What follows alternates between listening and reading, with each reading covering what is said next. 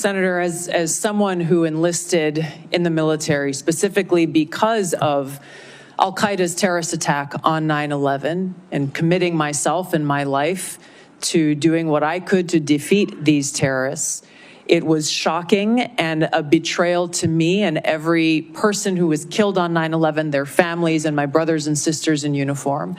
When, as a member of Congress, I learned about President Obama's dual programs that he had begun really to overthrow the regime of Syria, and being willing to, through the CIA's Timber Sycamore program that has now been made public, of working with and arming and equipping Al-Qaeda in an effort to overthrow that regime, starting yet another regime change war in the Middle East.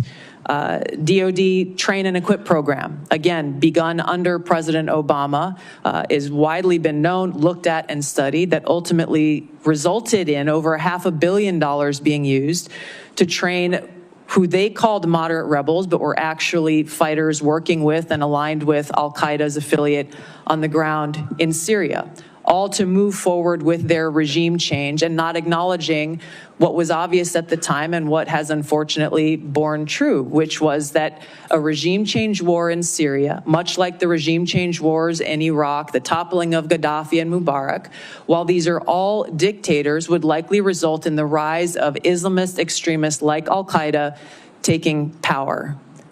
I shed no tears for the fall of the Assad regime, but today we have an Islamist extremist who is now in charge of Syria, as I said, who danced on the streets to celebrate the 9/11 attack, who ruled over Idlib with an Islamist extremist governance, and who has already begun to persecute and kill and arrest religious minorities like Christians in Syria. I understand. Why that should be acceptable to anyone is beyond me. It shouldn't be. Certainly and not in our I appreciate your answer, and thank you.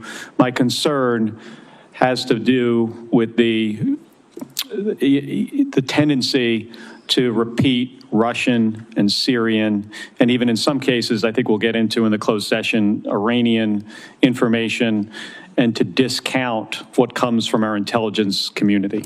Senator, every American deserves to know that people in our own government were providing support to our sworn enemy, Al-Qaeda. That should not be acceptable by anyone.